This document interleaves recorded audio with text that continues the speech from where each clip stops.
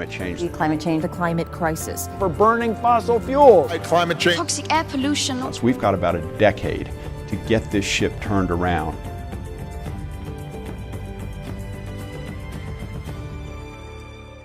This past decade has been the decade when climate change sort of leapt out of the lab and onto our front pages, our television screens, and out our kitchen windows. People understand now we have a problem. They know we need to do something about it. The reality is, climate change is not getting better, and something must be done about it. The main contributors to climate change are non-renewable energy sources, such as fossil fuels that release hazardous gases into the environment. One way to help combat climate change is by using renewable energy sources such as solar and wind power. In January of 2021, Biden passed the executive order on tackling the climate crisis at home and abroad, a federal policy that plans to add offshore wind farms. Offshore wind farms must be created and utilized to combat climate change in a way that is more efficient than on-land forms of renewable energy, and to allow there to be space on land for other infrastructure. Offshore wind farms are the most effective form of renewable energy and a viable option to move away from fossil fuels.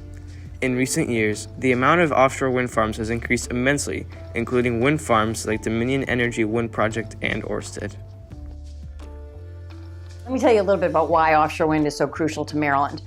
First of all, offshore wind is crucial across the board as a clean energy resource because it is a very high capacity resource, which means the power that it creates is very strong, but also it runs, like once you get a turbine spinning, it keeps spinning basically. So it is a good sort of mix with solar, which is available during the day, and land-based wind, which is available during the day. It's a really important piece.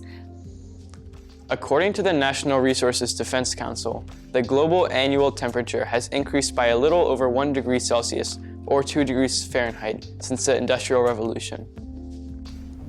The symptoms of the rise in temperature are, but not limited to, loss of species and extinctions, wildfires, and destruction of habitats, mainly in the Arctic. The 5 warmest years in history have occurred since 2015. Climate change is continuously worsening. First and foremost is that if we want to have a future as a species on this planet, we have to start making major changes. And one of the changes is in the energy, in our energy space. And offshore wind is a crucial piece of that. Another benefit of the offshore wind industry is its boost to the economy at state and local levels. One of our commitments in both the infrastructure plan and Build Back Better has been that the jobs that are created be union jobs, so that people can be solar energy workers, wind energy, conservation, whatever they're doing, but also be in unions. And so, there's obviously been another problem with that on the side of the carbon energy systems. So we're really excited about Sparrows Point Steel and very excited about the name, to be honest. That facility is hallowed ground for us. So many years ago, it employed, over 50,000 men and women in that part of Baltimore. And it was called the Beast of the East, that facility, that Bethlehem Steel facility was the Beast of the East, because it was so significant to the economy, not just of Maryland, but really this country in terms of what it was supplying. NPR interviewed Sam Evans-Brown on how offshore wind farms affect fishing. According to Evans-Brown, the electromagnetic fields around the turbines compete for natural resources, such as land area, and leads to overfishing and a decrease in farmers' fishing lanes.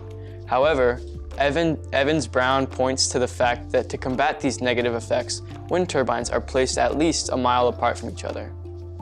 Obviously, there are costs to every form of energy production, but the wind is free. So, as the technology improves, wind energy just gets to be a more and more efficient. mechanism. And certainly we as mankind can absolutely do a better job at protecting our environment. And that's why I do back so many efforts, both in the United States Senate and during my time in the Iowa Senate as well, to make sure that we have strong conservation efforts, that we protect our biofuel system, and that we are investing in wind and solar energy. Offshore wind farms are essential to combat climate change and are an efficient form of renewable energy that utilize space available offshore in a safe and eco-friendly way. Renewable energy is essential to fighting climate change, and offshore wind farms are the most effective form of renewable energy. Thus, it is essential to build offshore wind farms in the Maryland area and around the United States.